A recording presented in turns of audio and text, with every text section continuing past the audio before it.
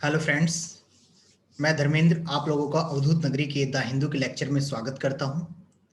आज के सेशन को स्टार्ट करने से पहले संस्था के बारे में थोड़ा इंट्रो देना चाहता हूं। अवधूत नगरी, जहां पर आप ऑनलाइन आईएएस की कोचिंग ले सकते हैं और किसी भी प्रकार की सिविल सर्विस एग्जामिनेशन की प्रिपरेशन कर सकते हैं। ऑप्शनल सब्जेक्ट की कोचिंग भी यहाँ पे अवेलेबल है और हिंदी एनालिसिस रिपोर्ट भी आप यहाँ से गेन कर सकते हैं। एडमिशन के दौरान फीस डिस्काउंट के लिए आप दिए हुए रेफरल कोड का यूज कर सकते हैं और दिए हुए नंबरों पर आप हमसे फोन करके अधिक जानकारी भी ले सकते हैं या फिर हमारी वेबसाइट पर भी विजिट कर सकते हैं। तो आइए आज का सेशन हम स्टार्ट करते हैं और आज के सेशन में जो हमारा पहला टॉपिक है वो है justice in dunes. Second topic है time to shift focus to the maritime sphere और थर्ड टॉपिक है on the Quad define the idea chart a path. तो ये तीनों टॉपिक जो है आज हमारे लिए काफी इंपॉर्टेंट है, ठीक है, और तीनों टॉपिक को हम डीपली डिस्क्राइब करेंगे और ध्यान से करेंगे। तो आइए फर्स्ट टॉपिक जो हमारा है जस्टिस इन ड्यून्स, इसे देखते हैं। जस्टिस इन ड्यून्स जो है आपके बाबरी मस्जिद से रिलेटेड है। इसमें क्या है, जो वर्डिक्ट थे, ठीक है, उनके बारे में डिटेल दिया हुआ है। और क्या डिटेल है कि लगभग 30 ईयर आफ्टर, लगभग 30 साल बाद जो बाबरी मस्जिद के जो मतलब यानी कि उत्तर प्रदेश में जो भी सेंट्रल ब्यूरो इन्वेस्टिगेशन, मतलब 30 साल से ये केस चल रहा है और इसमें सीबीआई ने जांच की और जांच पड़ताल के बाद 32 जो एक्यूज्ड थे उन सबको अब छोड़ दिया गया, जिसमें बीजेपी लीडर जैसे कि हमारे आडवाणी साहब थे, मुरली मनोहर जोशी जी थे, उमा भारती जी थे, ठीक है, इस टाइप के बीजेपी के कुछ लीडर्स भी थे, मेंबर भी थे, इन सबको आज बरी कर दिया गया है।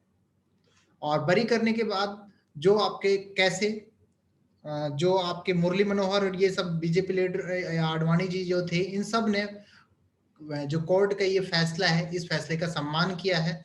और इसमें एक चीज और है, कहा गया जब इन लोगों को कोर्ट में लेके आया गया, ठीक है, तो उसमें से 32 में से केवल 26 ही, जब कोर्ट की सुनवाई हो रही थी तो वहां पर केवल 26 ही लोग उपस्थित थे। और फिर उसके बाद इन लोगों के खिलाफ ना तो कोई प्रूफ मिला ना कुछ, तो इस केस को रफा दफा करके और अपने जजमेंट को यहाँ पर सुना दिया गया। तो इसी चीज के बारे में, और लगभग एज जो भारती जी की एज है वो 80 साल, सॉरी एक मिनट यहां से करते हैं। BJP veteran skip the proceeding, इन्होंने प्रोसीडिंग को स्किप कराया, जैसे कि विनय कैटियार हो गए, धर्मदास हो गए, वेदांतु, लल्लू सिंह, चंपत राय, पावन पांडे, ये क्या थे, अक्यूज थे जो कोर्ट में प्रेजेंट थे, ठीक है। जबकि आडवाणी हो गए, जोशी जी हो गए, ये सबको एक्यूज थे। नृत्य गोपाल दास जो 80 साल के ऊपर थे, ठीक है, of as Bharati and another acute जो जैसे कि सतीश प्रधान थे, ये सब क्या थे, कुछ हॉस्पिटल थे, किसी की एज ज्यादा थी तो कुछ मतलब इन वहां पे प्रेजेंट नहीं थे। तो इन सारी चीजों के बारे में यहाँ पर बताया गया है।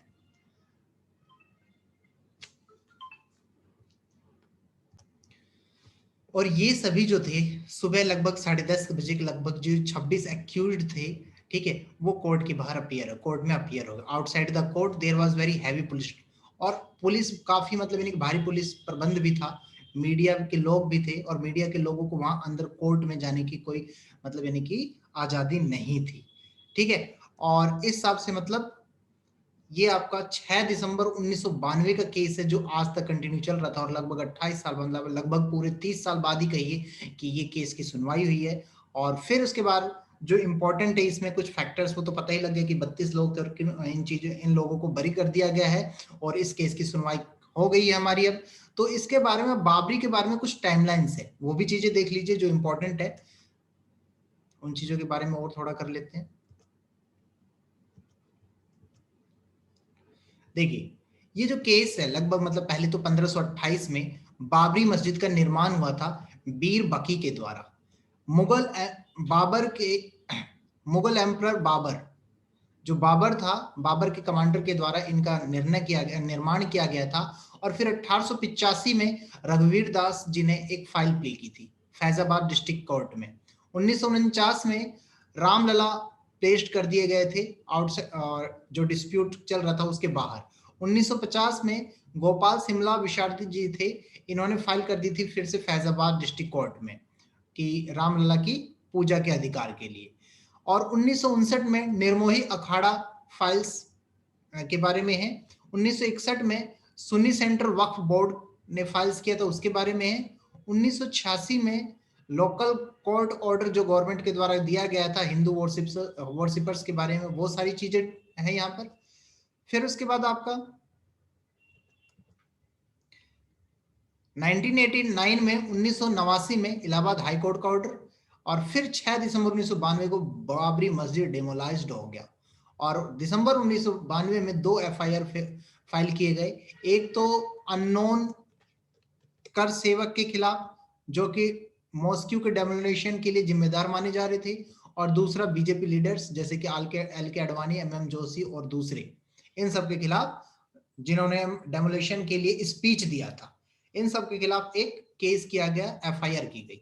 1993 में सीबीआई ने क्या किया, चार्जशीट ली, ठीक है, आडवाणी सिंह और दूसरे कॉन्स्पिरेसी जो थे उन सब के लिए।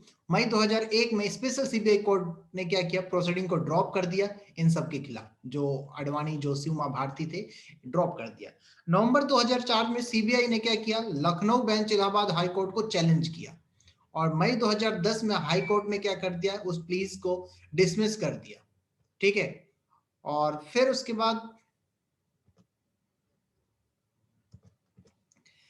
बाद आपका 2010 सितंबर 2010 में क्या हुआ, major high court rules 3 way in division of dispute area, मतलब यानी कि 3 चीजों के बीच था, जैसे सैन्य वक्त बोर्ड, निर्मोही अखाड़ा और रामलला, जो डिस्प्यूट चल रही है, ये सारी चीजें में मेजोरिटी दी गई।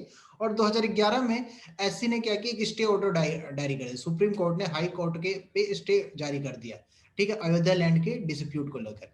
2011 में सीबीआई ने फिर मतलब सुप्रीम कोर्ट की तरफ या सुप्रीम कोर्ट के खिलाफ हाई कोर्ट में एक ऑर्डर पास कर दिया मॉस्क्यू डेमोलिशन केस को लेकर। मार्च 2017 में एससी कैंडिडेट्स ने ऐसे इंडिकेट्स इट में consider revealing in the conspiracy charge BJP leader, वही बाबरी मस्जिद के रिगार्डिंग बीजेपी लीडर्स के खिलाफ हुआ था। नवंबर 2019 में एससी ने क्या कर दिया, grant they the entire dispute land in Ayodhya, ठीक है, कि अयोध्या के अंदर रामलला थे, और अलाउ कर दिया, ठीक है। और मुस्लिमों को इसके लिए अल्टरनेटिव 5 एकड़ की जमीन दे दी गई कि भाई तुम अपना वहां पे मुस्लिमों के लिए एक मस्जिद बना सकते हो। अगस्त 2020 में 2020 के अंदर नरेंद्र मोदी जी ने भूमि पूजन किया था अयोध्या, फिर लॉन्च किया था राम टेम्पल को। और सितंबर 30 में फिर स्पेशल जज बैठे थे एस के यादव जी की, जिन्होंने अपने जजमेंट को डिलीवर किया, और मॉस्क्यू जो डिमोलिशन का केस था उसे क्लोज किया, और सारे जो भी इसमें मतलब नहीं कि जो आपके 32 एक्यूज्ड थे उन सबको बरी कर दिया गया। तो इस प्रकार ये बाबरी मस्जिद का केस चला, और यहां पर ये जो टॉपिक होता है हमारा फिनिश होता है। अगला टॉपिक देखते हैं। अगला टॉपिक काफी इंपॉर्टेंट है, चाइना। मतलब चाइना के बारे में तो सब जानते हैं, कहने की जरूरत नहीं है। इसमें आज का टॉपिक जो है ये है कि टाइम टू शिफ्ट फोकस, मतलब यानी कि जो फोकस है हमारा उसे शिफ्ट करने की जरूरत है, किसकी तरफ, मैरीटाइम स्फीयर की तरफ। अब मैरीटाइम स्फीयर क्या है, ठीक है, या फिर उनसे पहले मैं आपको बता देता हूं। देखिए होता क्या, ये हमारा भारत है, ठीक है, ये इसकी बाउंड्री है, जैसे कि आपको दिखाई दे रही है, ये सारी हमारी बाउंड्री है। तो लगभग इसमें इस साइड में 3, एक वेस्टर्न सेक्टर है, ये एरिया जो हो गया वेस्टर्न सेक्टर, ये एरिया आपका सेंट्रल सेक्टर, और ये एरिया जो हो गया ईस्टर्न सेक्टर। ये 3 ऐसे एरिया है जहां पर डिस्प्यूट लगातार जो है चलते रहते हैं, ठीक है। ये जो एरिया है 1570 किलोमीटर का है, और सेंट्रल सेक्टर 545, और ये 1325। तो फर्स्ट तो आपका ये हो गया, सेकंड आपका ये हो गया, और थर्ड आपका सेंट्रल सेक्टर हो गया। तो इन जगह लगभग कोई ना कोई विवाद चलता ही रहता है, कभी कुछ चाइना के द्वारा यहाँ पे चलता है, तो कभी यहाँ पे चलता है, मतलब कुछ ना कुछ मुद्दा होता ही रहता है यहाँ पे।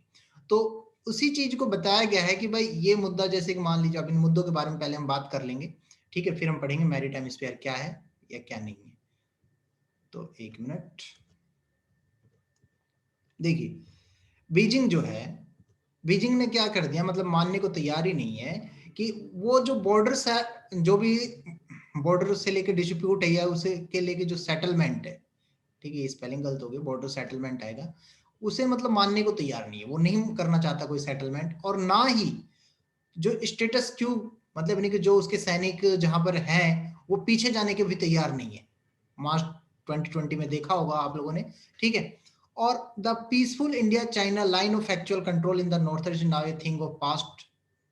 क्या कर रहा है चाइना, देखिए एलओसी, मतलब एलओसी के और चाइना और एलओसी का क्या कनेक्शन है सब जानते हैं, ठीक है। और एलओसी को लेकर भी काफी चीजें वो कह रहा है। और चाइना क्या कर रहा है, न्यू दिल्ली पे मतलब इन्हें की कह रहा है कि भाई क्लेम कर रहा है वो उन्हें, दिल्ली वालों के मतलब इंडिया को झूठा बना रहा है। और कह रहा है कि भाई न्यू दिल्ली जो है वो एक टेरेस्ट्रियल, मतलब इन्हें उन पे आतंकवाद का भी होने का, आतंकवादी का हिस्सा होने का ये भी क्लेम करता है। बहुत मतलब इन्हें की हंसी वाली बात है कि आप सबको पता है कि दिल्ली करता है या मतलब इंडिया करता है कि या फिर पाकिस्तान करता है। चाइना ने क्या किया, रेड लाइन को क्रॉस कर दिया, जो इंडिया के साथ रेड लाइन है उसे क्रॉस कर दिया। और इंडियाज के LAC with China is not going to the same ever again.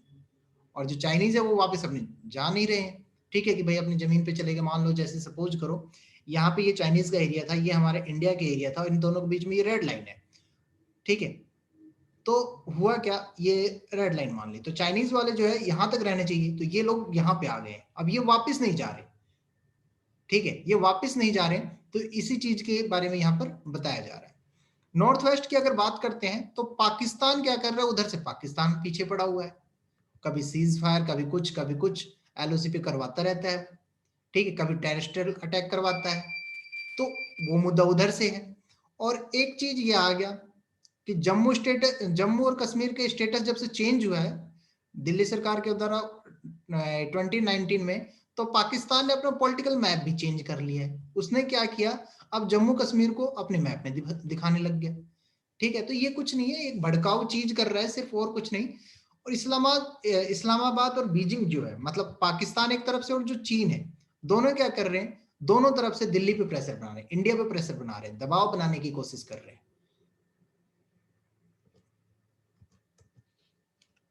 और एक चीज और आ गया, अगर चेंजेज इन अफगानिस्तान, मतलब इन्हें कि अगर मान लीजिए यूनाइटेड स्टेट बाहर निकल जाता है, ठीक है, अफगानिस्तान से, तो जो भारत की दोस्ती की बात है ना, वो एक तरह से खतरे में पड़ जाती है। उसमें क्या हो गया, जब वो अगर यूएस निकल गया तो उधर तालिबान आ जाएगा, और तालिबान आ गया तो आपके अफगानिस्तान से फिर क्या हो गया, पाकिस्तान का अटैचमेंट हो जाएगा। सिंपल सी बात है, तालिबान का जैसे ही तालिबान आएगा तो पाकिस्तान का अटैचमेंट अफगानिस्तान के साथ हो जाएगा। और फिर उसके बाद वो दिल्ली के लिए या इंडिया के लिए, जो कि काफी दुख वाली बात होगी। कह रहे हैं कि change of geo political landscape in Afghanistan and the frictions in the Iran India relation will further. देखिए जो जियो पोलिटिकल लैंडस्केप जो चेंजमेंट आएगा अफगानिस्तान के अंदर, या फिर एक चीज और है, मान लीजिए एक तरफ से ईरान और इंडिया का जो रिलेशन है उसके बारे में भी सब जानते हैं। इंडिया और ईरान की थोड़ी सी अनबन चल रही है, किस वजह से, क्योंकि हम पहले तेल लेते थे ईरान वालों से, लेकिन यूएस के कारण, यूनाइटेड स्टेट के कारण हमने क्या किया, जैसे वो तेल लेना बंद कर दिया, क्योंकि ये एक दूसरे से, इनकी आपस में नहीं बनती, तो उसी कारण अब वो हमारे भी दुश्मन है एक तरह से। तो ये चीजें यहाँ पे बताया जाएगा, ये भी हमारे लिए बहुत बुरी बात है। तो इसका रास्ता क्या है, इन चीजों के लिए क्या करना चाहिए। देखिए इंडिया को, कई लोगों का कहना है, या जो राइटर है इनके, वो कह रहे हैं कि इंडिया को एक ऐसा रास्ता ढूंढना चाहिए जो इस सिचुएशन को टैकल कर सके, ठीक है। एक क्रिएटिविटी डील करनी चाहिए उन्हें, पाकिस्तानी के साथ और चाइनीज के साथ।